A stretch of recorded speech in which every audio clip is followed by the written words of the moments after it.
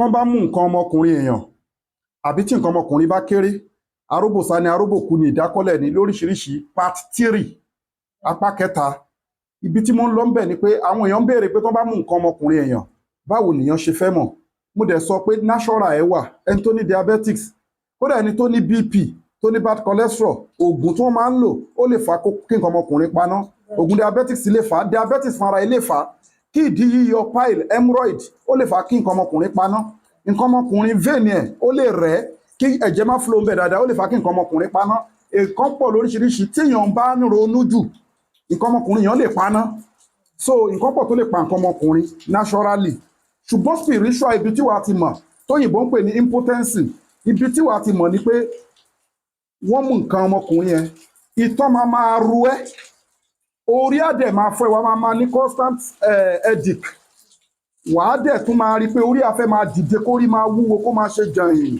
Obìnrin náà ní titi ẹ o, mò ń bọ̀ o. So àwọn nǹkan wọ̀nyí ni symptoms tí wọ́n fi mọ̀ pé nǹkan ọmọkùnrin nǹkan ti fẹ́ ṣẹlẹ̀ sí. So kí ni nǹkan tó máa bá mi wá?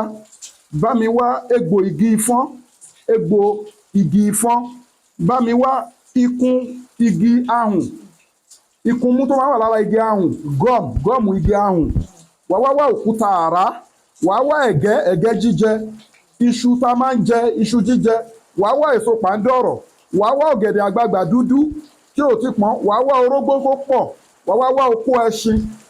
Gbogbo àwọn nǹkan wọ̀nyí ló máa gún papọ̀. Tó bá ti gún papọ̀ sọ di powder. Ṣíbí kan láàárọ̀, ṣíbí kan lọ́yìn alẹ́. Tó bá kù wákàtí kan tó fẹ́ lájọṣepọ̀, ṣíbí kan ni.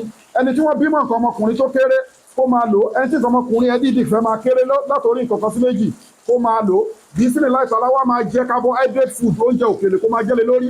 Fọ́nrọ́balẹ̀ ṣáájú kó tó ṣiṣẹ́ yìí àbí tó bá ṣiṣẹ́ ìtọ́ tí fídíò yìí ránṣẹ́ kó dẹ̀ tó ṣiṣẹ́ nǹkan tó bá lágbára fi sákàǹtì àwọn ọmọ aláìní, account number ní fáwọn ọmọ aláìní 2044237680. Account number fáwọn aláìní 2044237680.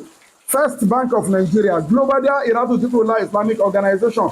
Fún ike nínú pèlè níjà tó bá òkú tó ojú kẹ̀dá tó o bá lè ṣe òun làwa ti ṣe ìyẹ́rí. Angel làwa fi ń lọ nǹkan wa, ó ti lọ okú ẹṣin gbogbo ẹ̀, ó ti lọ, ó ti grand ẹ̀, ó wà ń bí, ó wà òkè, ó wà ń bí. Ẹ wọ́sọ̀pù wa lórí +234 810 913 1425. Ẹ kọ́ọ̀lù wa direct àbí kẹ́ wọ́sọ̀pù wa lórí +234 810 913 1425. A wà ní Ìbẹ̀jú Lẹ́kí. Innal izzata lillahi jami'a. Gbogbo agbára Ọlọ́run ọba lónìí.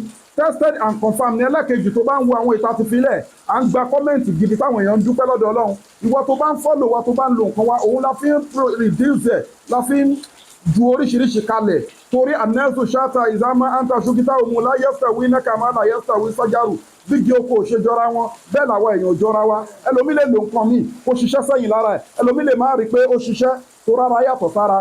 Wàá máa ṣe lóríṣiríṣi, la fi ń mú àwọn kìnìyàn wá lóríṣiríṣi.